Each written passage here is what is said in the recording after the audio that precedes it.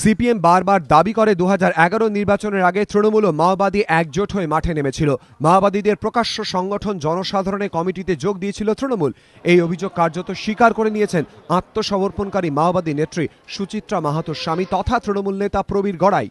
আপনি যেটা বলছেন যে জনসাধারণের কমিটি হিসেবে যে আন্দোলন গড়ে উঠেছিল তাতে মাওবাদীরা শুধু নয়, তৃণমূল এবং সাধারণ মানুষ সবাই ছিল। তৃণমূল কেন, সেখানে বিজেপি, কংগ্রেস, এসইউসি সমস্ত পার্টি যারা সিপিএমের বিরুদ্ধে অত্যাচারের বিরুদ্ধে প্রতিবাদ করেছে, মুখ খুলেছে, তাদেরকেই সিপিএম দমন করে দিয়েছে। আর সেই দমিত অবদমিত জনতা, এক কথায় বলতে পারেন সমস্ত মানুষ সেখানে অংশগ্রহণ করেছিল। একজন সাধারণ কৃষক থেকে একজন গরু বাগাল থেকে সবাই কিন্তু জনসাধারণ কমিটিতে অংশগ্রহণ করে ফেলেছিল।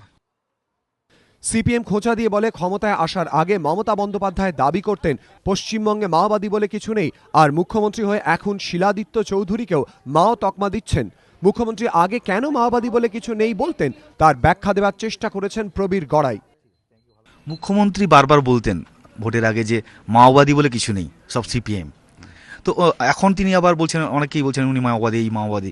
তো আপনার কি মনে হয়? যে সময় সিপিএম হারমাদরা জঙ্গলমহলে আক্রমণ শুরু করেছিল, অত্যাচার শুরু করেছিল, সেই সময় থেকেই কিন্তু মাওবাদীর প্রভাব জঙ্গলমহলে বেড়েছিল। সাধারণ মানুষ হারমাদদের প্রতিরোধ করতে গিয়েই অস্ত্র হাতে তুলে নিয়েছিল, আর তাদেরকে সাপোর্ট করেছিল মাওবাদীরা। লালগড় আন্দোলন যে যত সংখ্যক মানুষ অংশগ্রহণ করেছিল, সেই সংখ্যার তুলনায় মাওবাদীরা খুবই হয়তো নগণ্য ছিল, পার্সেন্টেজে হয়তো দাঁড়াবেই না। প্রবীর গড়াইকে বাঁকুড়ার কোতলপুর জেলা পরিষদের প্রার্থী করেছে তৃণমূল। জয়ের ব্যাপারে তিনি আত্মবিশ্বাসী। বললেন তাঁর স্ত্রী সুচিত্রা মাহাতো বলে ভোট কমবে বা বাড়বে বলে তিনি মনে করেন না। নিমাই পান্ডা, এবিপি আনন্দ, বাঁকুড়া।